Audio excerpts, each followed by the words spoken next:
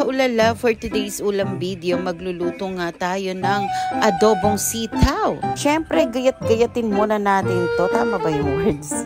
Putol-putulin muna natin to. Damihan mo na, Enday. Paisa-isa para mabilisan ka lang. Alam mo namang marami kang lulutuin. Kailangan hindi ka babagal-bagal, kukupad-kupad.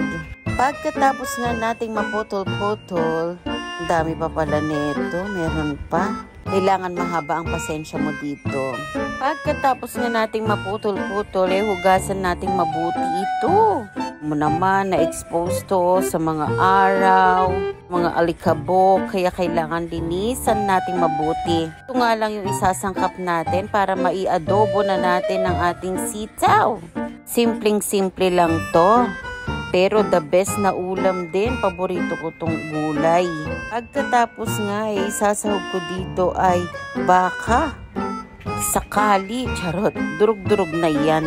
Sabi lang na meron tayong sahog, o diba? Katapos ng matuyuan, pwede na nating igisa-gisa at pagmantikahin. Nalambot nga natin ng husto to. Tapos, pagkatapos nga antayin nating magmantika na nahulog pa. Ano ba yan? Yun lang muna, bye. Hi mga kaulala, for today's ulam video, ito nga ipapartner natin sa ating adobong sitaw. Ang lalaki nitong katawan ng salmon, ang tataba. Tapos isasahog natin itong mga durug-durug na baka para maiba naman, hindi puro baboy. Hindi naman siguro magagalit ang ating sitaw kung sahugan natin siya nito. Hugasan nga lang natin ito ng mabuti, masebo nga lang. At pagkatapos nga natin mapalambot to, timplahan na natin ng pang-adobo na ingredients. So, diba, katulad ng toyo, ang karaniwang pagluluto lang ng adobo. At nung nagisa nga natin, ilipat na natin sa ating sitaw. Tapos timplahan natin itong cubes. Siyempre beef din yan, no? Para lasang-lasa natin. Napaka-social naman itong sitaw na to. May pabaka pa. Pero durug-durug na yan. Huwag kang masabi lang na meron tayong sahog. At ayan, halu-haluin na natin at antayin nating lumambot. Amoy na amoy ko na nga yung bango. Ang sarap nitong adobong sitaw na to. Tapos partneran mo pa ng katawan ng salmon na prito. Tapos may sausawan. Napakasarap naman ng kain natin. Yun lang muna guys. Thank you for watching. Sana po nag-enjoy kayo sa aking video. Bye! Mga kaulala, for today's ulam video, magpiprito nga tayo ng katawan ng salmon. Ang lalaki nga nito at ang tataba. Pakalaman at napakasarap talaga nitong salmon na to. Siyempre, hugasan muna natin to ng mabuti, tapos patuluan mo.